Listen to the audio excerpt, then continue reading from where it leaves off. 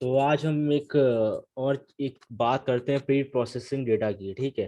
तो इसकी तो हम लोग ने पूरी बातें कर ली थी। हम लोग ने इस इस टेक्निक को किया भी था और अपने जो डेटा साइंस एंड एनालिटिक्स का मॉड्यूल है जो हम लोग ने पढ़ चुके हैं, उसमें हम लोग ने पूरा काम किया था ये इसका।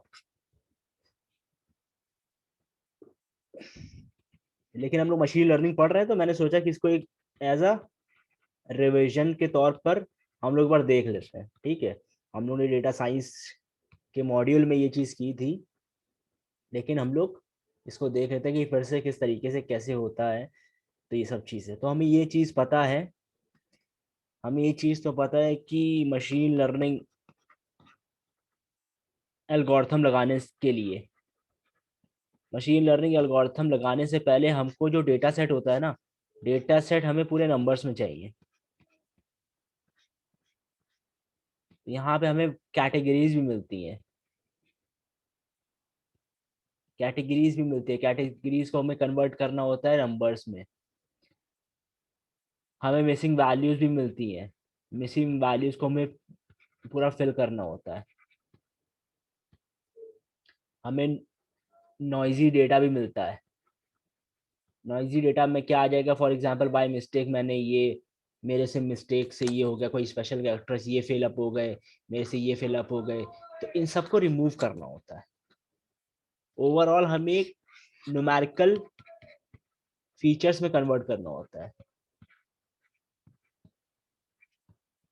ठीक है। तो जब हम मशीन लर्निंग मॉडलिंग करते हैं तो मॉडल मेरा क्या करता है, मॉडल जब काम करता है तो सिंपल मुझे कुछ एक मॉडल इक्वेशन लेके आता है ना।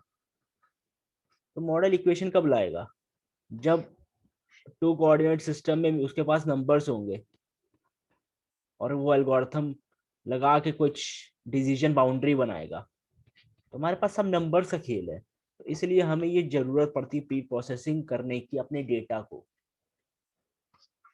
डेटा को हम प्री प्रोसेस करके एकदम नीट एंड क्लीन देते हैं, मशीन लर्निंग एल्गोरिथम आराम से लगा सकें।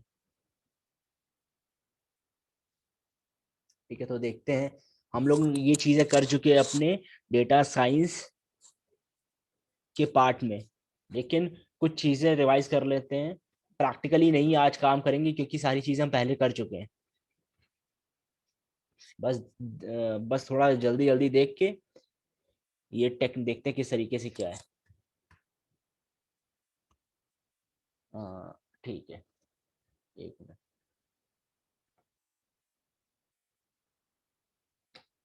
अच्छा, तो अभी कैटेगरीज के साथ हमें डील करना है। अगर इसमें पहले लिखा scikit learn will not accept categorical features by default. ठीक है। तो हमारा कैटेगरीज एक्सेप्ट नहीं करता, तो साइकिट लर्न में जब हम प्री प्रोसेसिंग वगैरह करते हैं ना, या कुछ और एल्गोरिथम वगैरह यूज करते हैं ना, तो हमने अगर यूज किया एल्गोरिथम और मेरा कैटेगोरिकल फीचर्स हैं, प्रेजेंट है, तो मुझको एरर मिलेगी। तो यहाँ पे यही बोला है, आपको एल्गोरिथम लगाने से पहले पूरा नीट एंड क्लीन करिए। हम्म, एक मिनट। हाँ, पूरा नीट एंड क्लीन रखिए। Need to encode categorical features numerically. ठीक है। तो हम लोगों ने ये चीज देखी थी। याद करो, हम लोग ने जब टाइटैनिक डेटा सेट पे काम किया था, जब टाइटैनिक डेटा सेट पे काम किया था तो हम लोगों ने जो मेरे कैटेगोरिकल फीचर्स थे, जो इम्बार्क्ड वाला था, उसमें मेरे पास 3 यूनिक वैल्यूज थी। तो उसको हमने किस में क्या यूज किया था, हमने पैंडास का dummy variables get dummy get dummy function use किया था। उससे मेरा कन्वर्ट हो गया था पूरा, है ना। तो देखो, गेट डमीज मेरा पैंडास में मिलता है, मुझे पैंडास में मिलेगा। ये देखो यहाँ पे फॉर एग्जांपल समझ लो, zero observation was not that category, observation was that category. तो मुझे 0 और 1 में कन्वर्ट करना है तो कुछ भी हो सकता है, वो आप पे डिपेंड करता है किस तरीके से आप देख रहे हो। ठीक है, फॉर एग्जाम्पल मेरे पास ये है, मेरे पास एक कॉलम है जिसमें कि मेरे पास ओरिजिन एक कॉलम है जिसमें कि यूएस, यूरोप एंड एशिया है। इसको मुझे अब न्यूमेरिकल फीचर बनाना है ना। तो फिर मैं कुछ नहीं करूंगा, मैं आगे देखते क्या कर सकता हूँ मैं। देखो, मैंने पैंडा से उठाया गेट डमी फंक्शन, और मैंने देखो जब कन्वर्ट किया तीनों को। अच्छा, तो हम ये चीजें करते क्यों है, इसको हम ऐसे क्यों नहीं दे सकते 1 2 3, ऐसे भी तो दे सकते नंबरिंग, ऐसे भी दे सकते हैं, लेकिन क्यों नहीं करते हैं? क्योंकि जब हम मशीन लर्निंग एल्गोरिथम लगाते हैं ना, तो अगर मैंने फॉर एग्जांपल मान लो कि 1 2 3 दिया, अभी मैं ये नहीं दे रहा हूँ इस तरीके से, अभी मैं दे रहा हूँ यूएसए 1 नंबर दे देता हूँ, यूरोप को 2 दे देता हूँ, और एशिया को 3 दे देता हूँ। तो मेरा मशीन लर्निंग क्या समझता है, मेरा मशीन लर्निंग इस 3 को प्रियोरिटी देने लगता है। प्रियोरिटी मतलब ये नंबर बड़ा है, 2 उससे छोटा है, और 1 दोनों से छोटा है। अगर मैं इस तरीके से ना करूं, अगर मैं 1 2 3 करके दूं, तो मेरा मशीन लर्निंग सोचेगा जो सबसे बड़ा नंबर है ना उसको प्रियोरिटी दो, सबसे पहले उसको प्रियोरिटी देंगे। तो यहाँ पे प्रियोरिटी बेसिस पे चीजें काम करने लगती हैं अगर मैं इस तरीके से दूंगा। तो हम लोग क्या करते हैं, इनकोडिंग करते हैं। इनकोडिंग की मैंने दिखाया भी था किस तरीके से करते हैं, कि हमारा फॉर एग्जांपल अगर यूएस है, तो वहां पे मेरा यूएस एक्टिव एक्टिव हो जाएगा, तो 0 0 1, इसको बोलते हैं 1 हॉट इनकोडिंग। ठीक है, इस कॉलम के लिए मेरा यूरोप है, तो देखो 3 कॉलम बन जाएंगे। अगर मैं गेट डमी से 1 हॉट इनकोडिंग करूं या डमी वेरी गेट डमी करूं, तो मेरे पास देखो 3 कॉलम एक्स्ट्रा ऐड हो गए, 1 2 3। पहले वाले में मेरे पास यूएस है, तो यूएस एक्टिव है, बाकी 0। दूसरे वाले में यूरोप एक्टिव है, तो उस पे 1 है, 0 0 बाकी डीएक्टिव कर दो। एक्टिव और डीएक्टिव समझो, एशिया पे 1 है, तो मेरा जो यहाँ पे ओरिजिन होगा वो 1 होगा, बाकी 0 होंगे। तो मेरा मशीन लर्निंग मॉडल ये समझ जाएगा, जब यहाँ पे आएगी मेरी मेरी एल्गोरिथम इसको ये समझेगी कि 0 0, ये इसको ये डीएक्टिव पोर्शन है, ये 1 है, इसको समझेगी ये 1 है, इसको समझेगी ये 1 है, तो इसको उठाएगी, बाकी इनको इनएक्टिव समझेगी। तो मशीन लर्निंग इस वे में बहुत सही काम करती है, इस वे में बहुत सबको बराबरी से एक रिलेशन देती है, बराबर का रिलेशन देती है। इसमें कोई बड़ा ज्यादा प्रियोरिटी नहीं लाती है, तो हम लोग ये प्रेफर करते हैं, इसलिए इसलिए हम लोग वो चीज प्रेफर नहीं करते।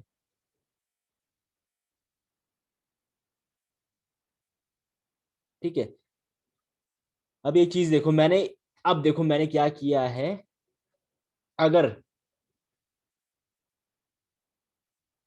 मैं मान लेता हूं कि मैंने ये कॉलम रिमूव कर दिया, एक कॉलम रिमूव कर दिया,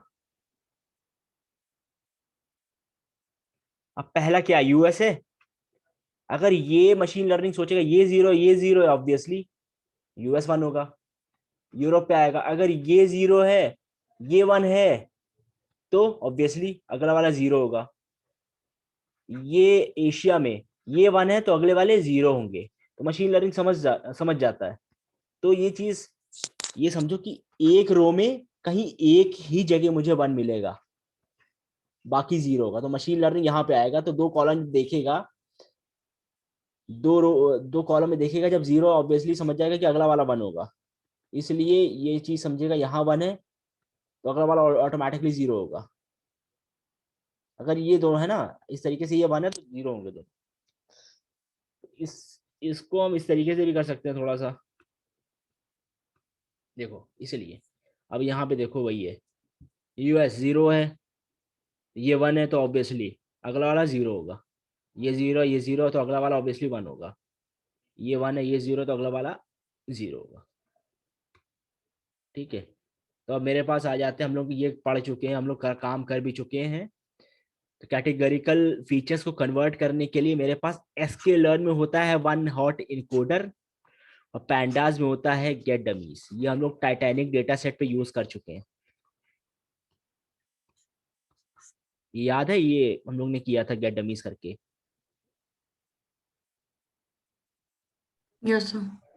है ना। और वन हॉट इनकोडर भी यूज कर सकते हैं वो एसक्यूएल में।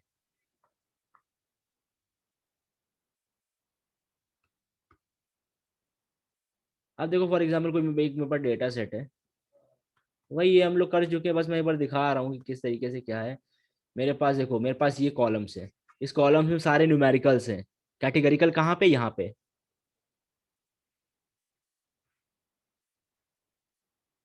तो मुझे चेंज खाली किसको करना है, इसको करना, बाकी तो नंबर्स हैं ही, बाकी मेरे न्यूमेरिकल फीचर्स हैं।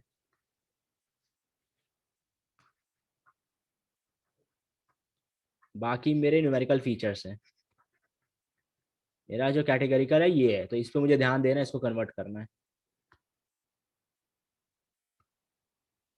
अच्छा एक और चीज़ है, उसको कन्वर्ट करना है तो उसी तरीके से कर लेंगे, डॉट गेट डमीज करके, जिस तरीके से हम लोग ने किया था उसी तरीके से कर लेंगे चेंज। हम लोग जब भी कभी डेटा सेट पे काम करते हैं ना, उस डेटा सेट पे काम करने से पहले हम लोग उसको एक्सप्लोर करते हैं। आप लोग ने ये भी किया अपने data science and analytics module में, एक्सप्लोरेटरी डेटा एनालिसिस, ये बहुत इंपॉर्टेंट है एक डेटा एनालिस्ट और डेटा साइंटिस्ट के लिए, ईडीए का पार्ट। तो ये चीज़ है। तो बॉक्स प्लॉट मैंने यूज़ किया, तो बॉक्स प्लॉट मेरा क्या बताता है कि मैंने अभी बॉक्स प्लॉट यूज़ किया है। ठीक है, मैं ये नहीं बता रहा कि मैंने किस पे किया, प्रैक्टिकली पे नहीं जा रहा, इस सारी चीज़ें हम लोग कर चुके हैं।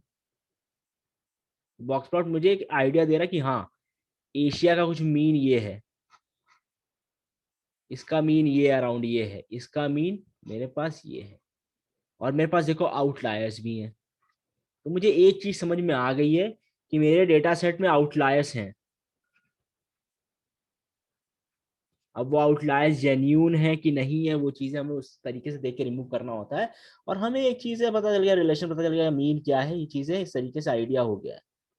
और बाकी ईडीए का पार्ट हम लोगों ने किया है, पाँच चार पांच प्रोजेक्ट्स में किए हुए हैं। तो ये चीज है, तो चीजें कुछ जरूरी है, बस हमारा समझ लो कि रिकैप चल रहा है, एक सोच लो अभी। ठीक है, चलो। अब इनकोडिंग करनी होती है, तो हम लोग पहले सबसे पहले यही काम करते हैं, ईडीए का पार्ट करते हैं, उसके बाद हम लोग देखते हैं कि हमारा कैटेगरिकल फीचर्स है तो उसको हमको करना है न्यूमेरिकल फीचर्स में, तो ये चीज हम लोग ने की है।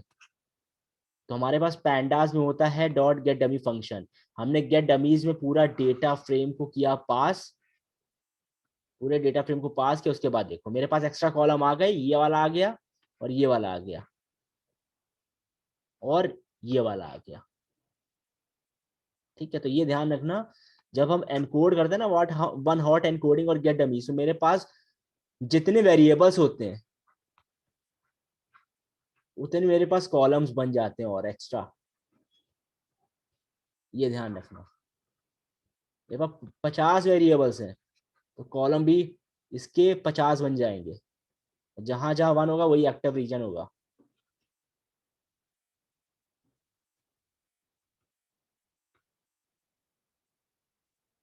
ठीक है, तो देखो मैंने वही किया है। मैंने क्या किया, जब पता machine learning active region one एक हम एक रिमूव कर सकते हैं, तो मैंने कुछ नहीं किया, मैंने एक डेटा फ्रेम से अपना ओरिजिन वाला एशिया को हटा दिया है। एक्सेस मुझे कॉलम हटाना है, तो मैंने वो हटा दिया। देखो अगर ये जीरो है, ये वन है, तो अगला वाला जीरो होगा, ये जीरो अगला वाला जीरो होगा, ये जीरो अगला वाला वन होगा, ये चीज ऑब्वियस ही है।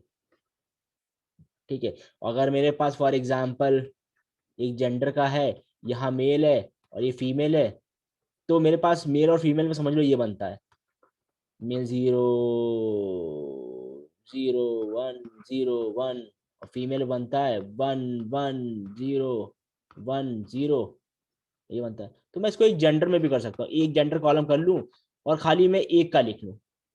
मेरे पास पहले वाले में क्या है, फीमेल है, दूसरे वाले में क्या है, फीमेल है,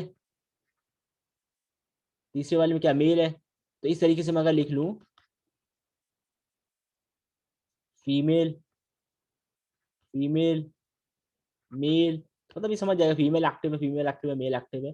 ये चीज हम देख चुके हैं अपने पुराने वाले में, पहले वाले डेटा साइंस के प्रोजेक्ट्स में देख चुके कर चुके हैं। अब मेरा एक काम तो हो गया प्री प्रोसेसिंग में। पहला काम क्या किया हम लोग ने,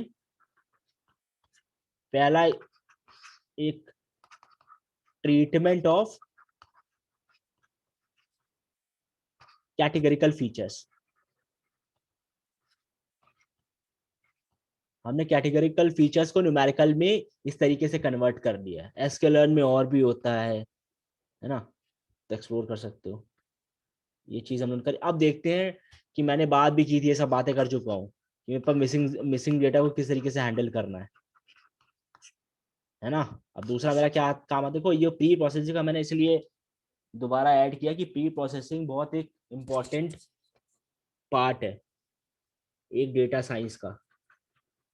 मशीन लर्निंग तक पहुंचने के लिए डेटा साइंस के लिए बहुत बड़ा पार्ट है ये चीज, है ना। तो इसको हम लोग मशीन लर्निंग से पहले समझते हैं और इस पर काम करते हैं। तो अब हैंडलिंग मिसिंग डेटा के लिए मेरे पास फॉर एग्जांपल एक डेटा सेट है डायबिटीज। ठीक है, डायबिटीज का डेटा सेट है। तो हम मिसिंग वैल्यूज कैसे देखते हैं, हम लोग याद है कि हम लोग इन्फो करते थे या हम लोग इज नल करते थे, इज नल सम करते थे। Is yes. Null is null sum में हम ये देखते थे कि अगर मेरे पास 0 0 0 0 0 0 हर जगह है तो मेरे पास कहीं मिसिंग वैल्यूज नहीं है। अगर है तो वो चीज देखते हैं। तो यहाँ पे हम लोगों ने क्या क्या इन्फो किया है। इन्फो मेरा ये बता रहा है कि आपके पास 768 एंट्रीज है हर कॉलम में। तो मेरे देखो हर जगह मेरे पास 768 कॉलम्स है। यहाँ ये मुझे बता रहा है कि आपके पास मिसिंग वैल्यूज नहीं है, मिसिंग वैल्यूज नहीं है। तो ऑब्वियसली क्या बात है, मिसिंग वैल्यूज है ही नहीं तो मुझे कुछ करना ही नहीं है। लेकिन एक चीज हमें देखनी पड़ती है, मिसिंग वैल्यूज ये तो बोल रहा नहीं है। लेकिन कभी कभी क्या होता है, अगर मैं डेटा फ्रेम को देखूं तभी एक्सप्लोरेटरी डेटा एनालिसिस जो मैंने बात की वो बहुत इंपॉर्टेंट है। अगर मैं अपने डेटा सेट को देखूं तो डेटा सेट मेरा देखो इंसुलिन वगैरह भी है, यहाँ पे देखो इंसुलिन 0 है। कुछ ऐसे डेटा सेट हैं जहां पे हमें दिखेगा कि प्राइस 0 है या कुछ भी चीजें 0 है। तो कुछ चीजों के लिए जेन्यून होगा ये चीज कि चलो ठीक है 0 है। अब प्ले स्टोर की बात करूं या अगर मैं, तो वहां पे प्राइस 0 नहीं हो सकता, मतलब प्राइस कह रहा हूँ या कुछ भी, मतलब कोई एक वेबसाइट है अमेजोन है, मैंने उसका डेटा सेट निकाला, मुझे डेटा सेट में प्राइस दिख रहा है 0 0 0 0 बहुत जगह। तो यार ये तो मतलब एक जेन्युइन बात है ना कि कोई प्रोडक्ट के लिए प्राइस कौन 0 देगा, मतलब कौन रखेगा, कोई फ्री में तो देगा ही नहीं। लेकिन कहीं कहीं चीजें ऐसी हो सकती हैं कि प्राइस 0 हो, तो ये चीज हमें देखनी पड़ती है। तो ऐसा ही मेडिकल फील्ड का डेटा है, तो इंसुलिन यहाँ पे 0 नहीं हो सकता है। तो हम लोग को ये चीज आइडिया हो गई है, तो हम लोग क्या करेंगे, तो ये 0 ले रहा है ना, तो ये समझ रहा है इसको मिसिंग वैल्यूज नहीं समझ रहा है, इसको एक वैल्यू समझ के कर रहा है। तो हम लोग क्या कर सकते हैं, इसको नैन में कन्वर्ट कर देंगे पहले, सारी वैल्यू 0 को नैन में कन्वर्ट कर देंगे, फिर हम लोग मीन लेके फिलअप कर देंगे। तो ये चीजें एक नॉलेज की बात है, एक अंडरस्टैंडिंग की बात है, किस तरीके से सोचते हो ना। तो हम लोग ने क्या किया यहाँ पे देखो, हम लोग ने ये कॉलम उठाया, तो हम लोग ने एक्सप्लोर किया कि कुछ कॉलम में जहां जहां 0 दिखे तो हमने उठाया। तो हमने क्या किया, हमें ये आइडिया था कि इंसुलिन 0 नहीं है, ट्राइसेप 0 नहीं हो सकते। ओके ठीक है, कुछ 0 कुछ चीज नहीं होती, हो सकती है। एक जिंदा आदमी में 0 नहीं हो सकता कुछ भी। तो हम लोग ने क्या किया है, रिप्लेस फंक्शन लगाया, 0 की जगह हम लोग ने बोला नैन डाल दो, फिर 0 की जगह बोला नैन डाल दो, रिप्लेस 2 किया है, इसकी जगह भी नैन, इन तीनों की जगह डाल दिया नैन। अब देखो मेरे पास जब मैंने नैन डाला है ना, दोबारा मैंने इन्फो किया तो देखो मेरे पास मिसिंग वैल्यूज यहाँ पे भी आई, यहाँ पे भी आई और यहाँ पे भी आई। ओ सॉरी, ठीक है यहाँ पे भी आई। अब मैं सिंपल क्या करूंगा, मैंने बताया था फिल एन कर दो, ये फंक्शन बताया था। हमारे पास इम्प्यूटर भी होता है, फिर एन हमारा डेटा फ्रेम का है, इम्प्यूटर हम लगा देंगे मिसिंग वैल्यूज के लिए। या तो देखो दो काम होते हैं, या तो आपका मिसिंग वैल्यूज है ना जहाँ पे मिसिंग वैल्यूज है रो, या तो आप सारी रोज हटा दो। एक बात है, जहाँ पे जहाँ पे नैन है वो पूरी रोज हटा दो। लेकिन प्रॉब्लम क्या होती है, मेरे पास अब मान लो 100 सैंपल्स हैं, और 100 सैंपल्स में मेरे पास समझ लो कि 50 सैंपल्स है जो नैन है। तो अगर मैं ये हटा दूँ तो मेरे पास कुछ बचेगा ही नहीं, 50 डेटा से 50 सैंपल्स बचेंगे, तो मैं काम क्या करूंगा। इसलिए हम लोग रिमूव नहीं करते। या तो 100 में मेरे पास अगर मान लो कि मेरे पास 5 से 7 हैं तो मैं हटा सकता हूँ, तो कोई इशू नहीं, या 10 भी है तो मैं हटा दूंगा। तो मैं अगर मुझे हटाना तो मैं इस तरीके से हटा सकता हूँ। तो DF dot drop N A, जहां जहां एन ए मिसिंग वैल्यूज होगी नैन, वो सारे कॉलम्स हटा देगा। देखो कितना छोटा डेटा फ्रेम हो गया मेरा। लेकिन हम ऐसा करेंगे नहीं, हम लोग क्या कर सकते हैं, हम लोग एक इम्प्यूटर, एक फंक्शन आता है इम्प्यूटर, ये प्रैक्टिस करना, ये सारी चीजें हम करा चुके हैं। ठीक है, तो मेरे पास देखो हम लोग वही बात की ना, making an educated okay guess. Sir. हाँ, making an educated guess about the missing values, तो वही बात है। जीरो भी एक जगह एक जेन्यून डेटा हो सकता है, और कुछ जगह जीरो जेन्यून डेटा नहीं हो सकता है। जैसे मैंने बात की, अमेजोन कभी भी प्राइस जीरो नहीं रखेगा, या और इंसुलिन वगैरह हमारी बॉडी में जो ट्राइसेप मतलब मसल्स या कुछ भी हम बोले तो जीरो कुछ नहीं होगा अगर हम, ठीक है, जिंदा है तो कुछ जीरो नहीं होगा। तो ये चीज़ हमें एक अंडरस्टैंडिंग है। तो हम लोग क्या करते हैं, हमारे पास एसके लर्न में प्री प्रोसेसिंग टेक्निक में इम्प्यूटर होता है। इम्प्यूटर हम लोग कर लेते हैं, इम्प्यूटर में पैरामीटर्स हैं, ये सब पैरामीटर्स, और ये हमने वैल्यूज पास की। इस पैरामीटर्स में मैंने बोला कि नैन वैल्यूज की जगह मेरी नैन वैल्यूज को उठाओ, और मेरा स्ट्रैटेजी क्या रखो, मीन रखो। उस कॉलम का मीन लो और मेरी सारी नैन वैल्यूज में फिलअप कर दो। ये रो वाइज करो काम। उसके बाद मैंने क्या किया कि फिट करो। मतलब फिट क्या, पहले तो मैंने यहाँ पे ये काम दिया इसको करने के लिए, पैरामीटर्स दिए और आर्गुमेंट पास किया। फिर मैंने बोला कि यहाँ मेरे इस डेटा पॉइंट में काम करो। तो ये डेटा पॉइंट में मीन निकालता है पहले, जो फिट मेथड है ना, ये फिट, ये क्या करेगा, पहले मीन निकालेगा। और ये जब मीन निकालेगा, डॉट ट्रांसफॉर्म क्या करेगा कि मीन ये फिर फिल कर देगा वैल्यूज। इसलिए इसको बोलते हैं ट्रांसफॉर्मर भी बोलते हैं। कहीं भी हम कुछ ट्रांसफॉर्मेशन कर रहे हैं, कहीं भी हम लोग कुछ भी ट्रांसफॉर्मेशन कर रहे हैं, तो उस चीज को हम लोग ऐसा ट्रांसफॉर्मर बोल सकते हैं। ठीक है, तो फिर फिट हमारा सारा मीन निकाल के आएगा, कॉलम का सारा मीन निकालेगा, फिर ट्रांसफॉर्म उसको ट्रांसफॉर्म कर देगा।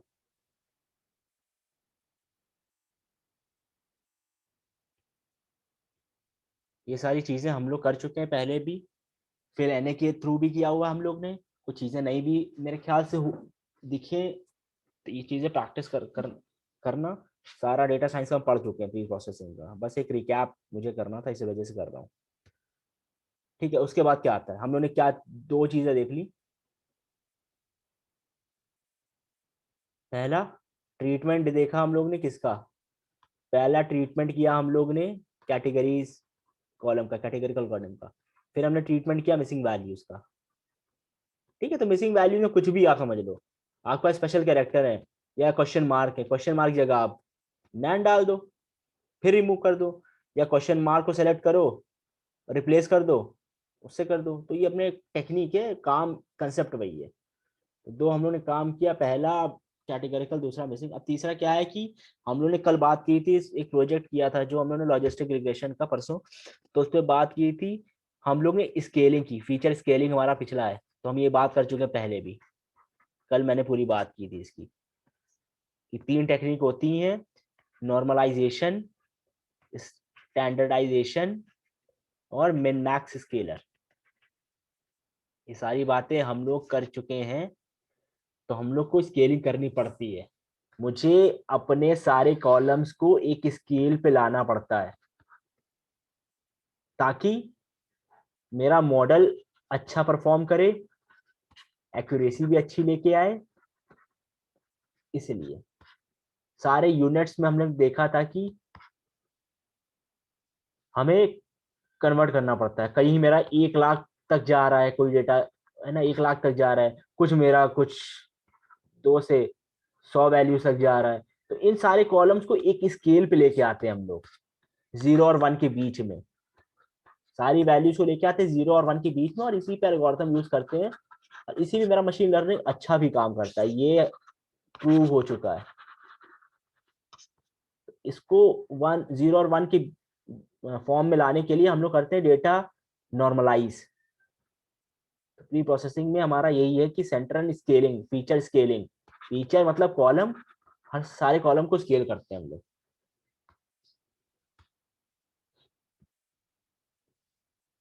अच्छा, ये क्या लिखा है? Why scaling data many models are use something. हाँ ठीक है, एक और चीज बात करता हूँ। अच्छा, हम लोगों ने केएनएन पढ़ा था, के नियरेस्ट नेबर। के नियरेस्ट नेबर में क्या होता है, हम लोगों ने देखा था सारे पॉइंट्स होते हैं। जो कोई अगर नया पॉइंट प्रेडिक्ट करना होता है तो वो क्या करता है, वो डिस्टेंस, वो सारे पॉइंट्स देखता है उसके पास वाले। अगर मेरे पास, अगर मैं चाहता हूँ कि K3 लूं, तो वो क्या करेगा, जो उसके सबसे पास पॉइंट्स होंगे, ये पास ये वाला पॉइंट है इसके, मान लेते पास ये पास पॉइंट्स होंगे, तो उसको वो कंसिडर करेगा और मेजॉरिटी वोट के थ्रू वो असाइन हो जाता है, सबसे ज्यादा जो क्लास होगी। तो वो क्या यूज कर रहा है, डिस्टेंस यूज कर रहा है। और हम लोग ने पढ़ा भी था डिस्टेंस के बारे में। बहुत मशीन लर्निंग में बहुत सारी डिस्टेंसेस होती हैं, तो हमारा जो यूक्लिडियन डिस्टेंस है ना, ये वाइडली यूज होता है। यूक्लिडियन डिस्टेंस होता है, मैनहट्टन डिस्टेंस होता है, मिनकॉस्की होता है। ये मिनकॉस्की दोनों को यूज करता है, तो ये सब डिस्टेंसेज है। तो डिस्टेंसेज हमारे बहुत इंपॉर्टेंट रोल प्ले करते हैं, कुछ एल्गोरिथम्स में बहुत ज्यादा करते हैं।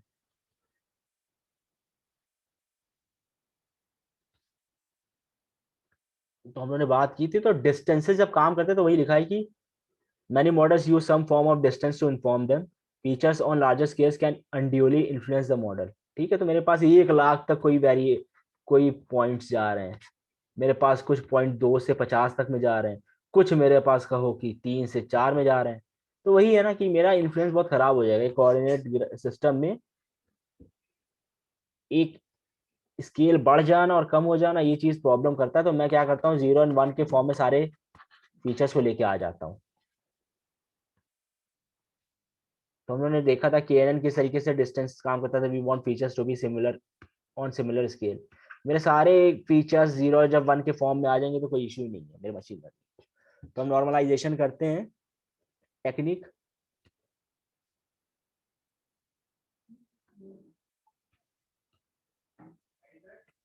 तो अभी ये लिखा है नॉर्मलाइज, ये सारी चीजें बातें हम कर चुके हैं। तो स्टैंडर्डाइजेशन करते हैं। तो स्टैंडर्डाइजेशन में हम लोग पढ़ा था क्या करते हैं, subtract the mean and divide by variance. Mean से सब्ट्रैक्ट करते, कल हम लोगों ने देखा था। ये मीन होता था, डिवाइड बाय वेरिएंस, ये चीज हम लोग ने देखी थी करके। तो ये चीज करते हैं हम लोग। तो मेरा क्या करता है ना ये चीज, ये इस तरीके से काम करता है। ये सारे फीचर्स को देखो लिखा हुआ है, ये 0 पे कर देगा, और इसका स्टैंडर्ड, इसका वेरिएंस 1 रख के इसका 1 रख देगा। इस तरीके से काम करता है। तो मेरा जो इस तरीके से मेरा डेटा भी यूनिफॉर्मली डिस्ट्रीब्यूटेड हो जाता है। इस तरीके से ये काम करता है स्टैंडर्डाइजेशन। और मैंने कहा था कि मोस्टली मैं भी जो काम करता हूँ स्टैंडर्डाइजेशन यूज करके ही करता हूँ। देखो मिनिमम 0 एंड मैक्सिमम 1, तो मैंने सही, कल मैं कंफ्यूज भी था तो मैंने सही बताया था। ये 0 और 1 के बीच में सारी वैल्यूज करता है कौन, स्टैंडर्डाइजेशन। नॉर्मलाइजेशन क्या करता है, नॉर्मलाइजेशन, ठीक है। तो नॉर्मलाइजेशन मेरा क्या करता है, ये करता है -1 से +1। और मेरे ख्याल से मिन मैक्स स्केलर होता है, एक मिन मैक्स स्केलर, वो करता है 0 से 1 के बीच में शायद। ठीक है, एक बार देख भी लेना, लेकिन ऐसे ही करता है। तो ये सारी चीजें हम लोग डिस्कस कर चुके हैं, कौन कैसे काम करता है। मिन मैक्स स्केलर का फॉर्मूला देखा था, नॉर्मलाइजेशन का फॉर्मूला देखा था, स्टैंडर्डाइजेशन का फॉर्मूला देखा था, मीन से सबट्रैक्ट करके किस तरीके से करता है, ये सब काम देख चुके हैं। तो हम लोगों ने क्या क्या सीखा, तो मैं अभी प्रैक्टिकल पे नहीं जा रहा हूँ, सारी चीज़ें हम कर चुके हैं, डेटा साइंस में कर चुके हैं, मशीन लर्निंग हमने लास्ट लेक्चर में अपने प्रोजेक्ट में पूरा मैंने दिखाया था कि स्टैंडर्ड मैंने सारी वैल्यूज को स्टैंडर्डाइज किया था। आगे हम लोग मेरे पास जो डिसीजन ट्री में काम करेंगे, सपोर्ट वेक्टर मशीन में करेंगे, है ना, रैंडम फॉरेस्ट पे करेंगे, हम लोग यहाँ पे भी करेंगे प्री प्रोसेसिंग, यहाँ पे भी करेंगे फीचर स्केलिंग। थोड़ा बहुत कंफ्यूजन होगा भी, तो प्रैक्टिकली हम लोग यहाँ पे करेंगे ही करेंगे। हम लोग इसमें पढ़ेंगे भी लेबल इनकोडर,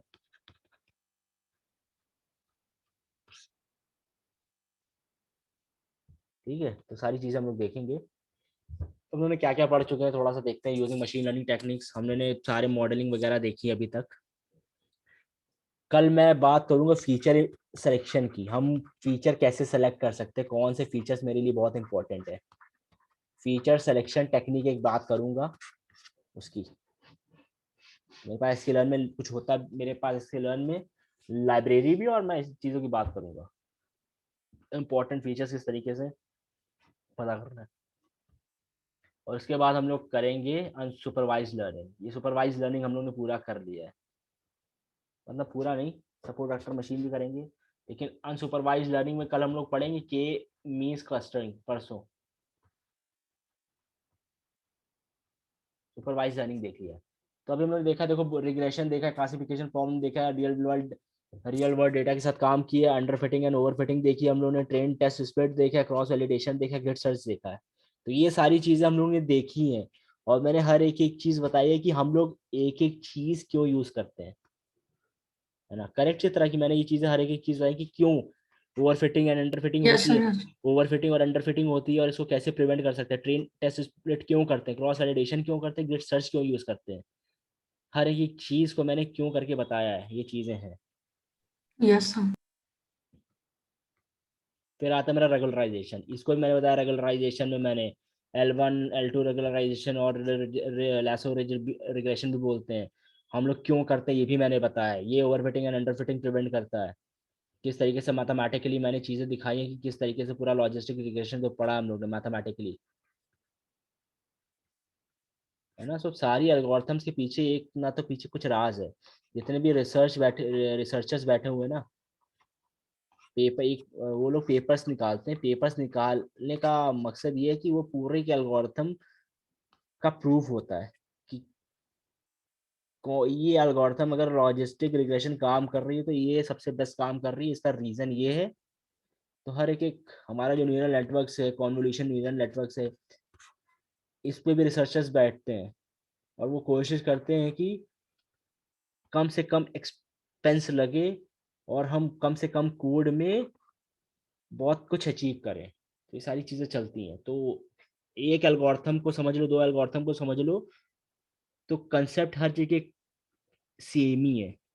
लॉस फंक्शन निकलेगा, लॉस फंक्शन को करना होगा मिनिमाइज, मिनिमाइज कैसे करना होगा, मेरे पास ग्रेडियंट डिसेंट है, स्टोकास्टिक ग्रेडियंट डिसेंट है, अगर न्यूरल नेटवर्क्स में जाऊंगा तो मेरे पास और अपग्रेडेड ऑप्टिमाइजर्स हैं, जैसे एडम हो गया, एडा बूस्ट हो गया, एडा बूस्ट कह रहा हूँ, एडा ग्रैड हो गया, स्टोकास्टिक विद मोमेंटम हो गया, RMS प्रॉप हो गया, अडेप्टिव लर्निंग, ये सब होता है। तो ये सब चीज़ें, तो कंसेप्ट सबका एक ही है, पूरे मशीन लर्निंग आर्टिफिशियल, है ना। तो हम लोगों ने सारी चीज़ें देखी हैं। तो अब डेटा प्री प्रोसेसिंग भी देख चुके हैं, ठीक है, तो सारी चीज़ें हम लोग देख चुके हैं। बस हम एल्गोरिथम पढ़ेंगे, काम करना हमें आ गया, डेटा सेट को क्लीन कैसे करते हैं, एनालिटिक्स कैसे, एनालिसिस कैसे करते हैं उसकी, प्री प्रोसेसिंग वगैरह कैसे करते हैं, फीचर इंजीनियरिंग बोलो, डेटा क्लीनिंग बोल लो, एल्गोरिथम कैसे लगाते हैं, फिर लॉस फंक्शन को मिनिमाइज कैसे करते हैं, मॉडल की परफॉर्मेंस कैसे निकालते हैं, मैट्रिक्स मैट्रिसेस से थ्रू एसक्यूएल में, फिर हम लोग इम्प्रूव कैसे करते हैं इसकी accuracy, over fitting under fitting देखते कैसे हैं, ओवर फिटिंग अगर अंडर फिटिंग कुछ भी है उसमें से तो उसको प्रिवेंट कैसे करते हैं। यही पूरा काम है मशीन लर्निंग का, बस मशीन लर्निंग का भी, डीप लर्निंग का भी, यही काम कर रहा है।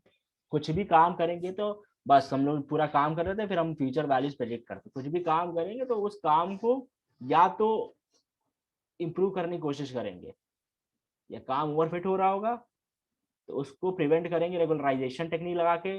न्यूरल नेटवर्क से हम ड्रॉप आउट लगाते हैं, बैच नॉर्मलाइजेशन करते हैं यहाँ पे, है ना, उसको रेगुलराइजेशन भी लगाते हैं उसमें। तो काम यही है। तो ये है मशीन लर्निंग का कंसेप्ट, राइट पाथ है, किस तरीके से काम करना होता है। पूरा मशीन लर्निंग आपने बना लिया, पूरा सब कुछ कर लिया, डिप्लॉय कर दो।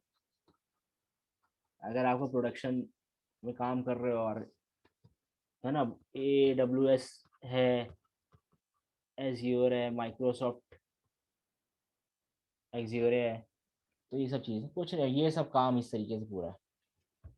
तो ठीक है, कल हम लोग करेंगे फीचर इंपॉर्टेंस का, पढ़ लेंगे फीचर इंपॉर्टेंस, फीचर्स कैसे सेलेक्ट करते हैं। मेरे पास अगर मान लो 5,000 फीचर्स हैं, तो यार 5,000 फीचर्स मेरे ना ओवर फिटिंग भी कर सकते हैं। तो मैं क्या कर सकता हूँ, मैं कुछ इंपॉर्टेंट फीचर्स निकालूँ, 3,000 या 3,500 का मेरे इंपॉर्टेंट फीचर्स निकाल लेता हूँ, या कुछ भी उस पर करता हूँ। ये सब चीज़ें देखनी पड़ेंगी। तो ये भी इंपॉर्टेंट है, तो इसको कल करते हैं, ठीक है। Okay sir. बाकी कोई डाउट है आपको, पूछो। नो सर, तो रिवीजन हो गया है सर। और कल बस कुछ नहीं, प्रैक्टिस करो, कोडिंग वगैरह करो, बाकी और कुछ नहीं।